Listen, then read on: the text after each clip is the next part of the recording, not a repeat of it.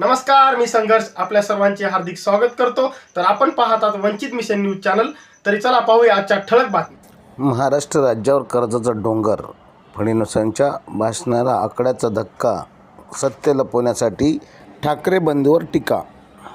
महाराष्ट्रातील महानगरपालिकेच्या निवडणुकीच्या पार्श्वभूमीवर मुख्यमंत्री देवेंद्र फडणवीस राज्याची आर्थिक स्थितीचे दावे सातत्याने करत असले तरी प्रत्यक्ष आकडेवारी मात्र त्यांच्या भाषणाची पोलखोल करत आहे। केंद्रामध्ये व राज्यामध्ये भाजप महायुती सरकार आल्यापासून सूत्रांच्या माहितीनुसार महाराष्ट्रावर कर्जाचा डोंगर उभा राहिला असल्याचे सरकारी दप्तरातून माहिती मिळाली। भाजपाचा पहिला कार्यकाळ सुरू झाला तेव्हा 2014-15 साली महाराष्ट्रावर असलेले कर्ज केवळ 4 ते 5 लाख कोटीच्या आसपास होते। मात्र गेल्या 10 वर्षात राज्याच्या तिजोरीवर इतका ताण टाकण्यात आला की आज महाराष्ट्र देशातील सार्वजनिक कर्जबाजारी राज्यापैकी एक बनला आहे। जनता सेरिस्टारनुसार 2023-24 मध्ये राज्याचे कर्ज थेट 7.11 लाख कोटीच्या घरात पोचले आहे। यानंतर सरकारने खर्चावर आवर घालण्याऐवजी उधारीचे धोरण पुढे रेटले। जनसत्ताच्या माहितीनुसार 2024-25 मध्ये कर्ज 7.82 लाख कोटी गेले, तर 2025-26 अखेरीस हेच कर्ज 8.5 ते 9.3 लाख कोटीच्या घरात जाण्याचा अंदाज आहे। म्हणजेच भाजप सरकारच्या काळात महाराष्ट्रावरील कर्ज जवळपास दुपटीच्या जास्त वाढले आहे। तरीही मुख्यमंत्री विकासाच्या गप्पा मारत आहेत। मेट्रो, कोस्टल रोड, जाहिरातबाजी आणि योजनांच्या नावाखाली घेतलेले कर्ज पुढील पिढ्यांच्या माथी मारले जात असल्याचा आरोप सामान्य गोरगरीब जनता व विरोधक करत आहेत। विशेष म्हणजे वाढत्या कर्जामुळे राज्याचा व्याज खर्च प्रचंड वाढला असून विकासासाठी उपलब्ध निधी कमी होत चालला आहे। सामान्य जनतेवर कर्जाचा बोजा वाढत असताना सरकार मात्र सगळं ठीक आहे असा दिखाऊ प्रचार आपल्या भाषणात करत आहे। मुंबई महानगरपालिका ही जगातील 1 नंबर महानगरपालिका असल्यामुळे ती आजपर्यंत कर्जात नसल्याचे कारण स्पष्ट होत असताना देवेंद्र फडणवीस यांची त्या महानगरपालिकेवर नजर आहे। बृहन्मुंबई महानगरपालिकेची तिजोरी ही खाली करण्याचे षडयंत्र भाजप महायुती सरकार करणार आहे असे मत जनतेचे आहे। बृहन्मुंबई महानगरपालिकेच्या भाषणामध्ये देवेंद्र फडणवीस यांनी आश्वासन वास्तविकतेतील आकडे यामध्ये प्रचंड तफावत दिसून येत आहे। महाराष्ट्राचा आर्थिक कणा मजबूत केल्याचे दावे केले जात असले तरी प्रत्यक्षात मात्र धनदांडग्यांचे तिजोरी भरण्याचे काम महायुती सरकार करत आहे। राज्याला कर्जाच्या दलदलीत ढकलण्याचे काम भाजप महायुती सरकार करत आहे असा थेट आरोप विरोधकांनी केला आहे।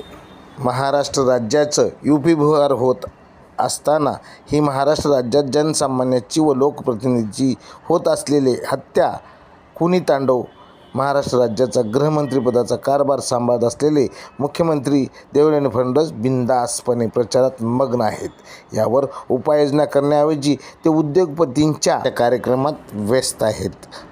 सूत्रांच्या माहितीनुसार महाराष्ट्रावर वाढलेली महागाई, बेरोजगारी यावर देवेंद्र फडणवीस दुर्लक्ष करत असून ते महाराष्ट्राला कर्जाच्या डोंगरात टाकण्याचे षडयंत्र रचत आहेत अशी विरोधकांकडून आरोप होत आहेत।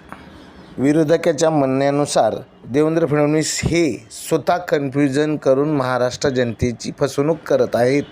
म्हणून सुजाण नागरिक व विरोधकांनी जनतेला आवाहन केले आहे की महायुतीच्या फसव्या आश्वासनाकडे कोणीही लक्ष न देता आपल्या माहितीनुसार व्यवस्थित आपला सुजाण उमेदवार निवडून देण्यासाठी आवाहन केले आहे। चला पुढे पाहूयात जनसामान्यांच्या महायुती सरकारबद्दल भावना।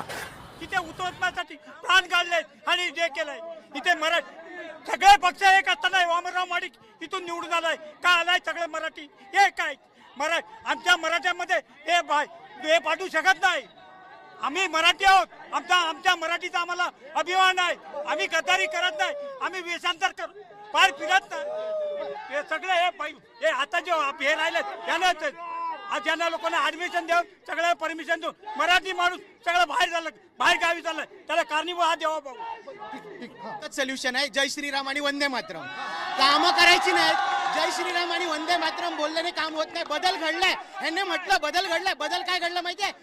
एअर पोल्युशन हा बदल घडलाय. आज प्रत्येकाच्या घरी एअर प्युरिफायर लावायची वेळ आलेली आहे. का आली आहे? कारण का ह्या लोकांनी कामं केली नाहीयेत. हा दुर्दैव आहे. हे बदल हे लोक घडवतायत. इकडच्या नोकऱ्या ज्या सगळ्या गुजरातला जात आहेत, हा बदल घडतोय.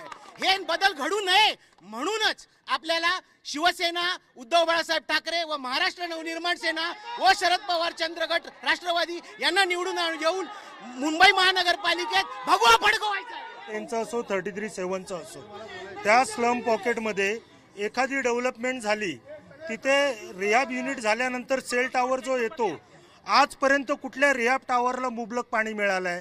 सेल टॉवरला मुबलक पाणी मिळतो, तो आशीर्वाद कोणाचा प्राप्त होतो, कसा होतो?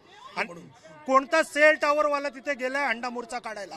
त्यांना त्यांना वेगळा कनेक्शन दिला जातो, आशीर्वाद प्राप्त होतो महानगरपालिकेचा, आणि तो आशीर्वाद स्थानिक नगरसेवकांचा प्राप्त होतो. उदाहरणार्थ लोढा वेनेजिल्याने एक्स्ट्रा पाईपलाईन फोडून पाणी घेतलंय, आणि त्या पाणीला विरोध असताना आमदारकीची विधानसभेचा प्रचार फेरी होती तेव्हा मी विरोध केलेला की त्याला एक्स्ट्रा पाणी का दिला. महानगरपालिकेचा निकष आहे, एका घराला जिथे STP आहे तिथे 90 लिटर पाणी एका माणसाला, 5 जण एका घरामध्ये 5, 450 लिटर पाणीचा मुबलक पाणीचा एक निकष आहे.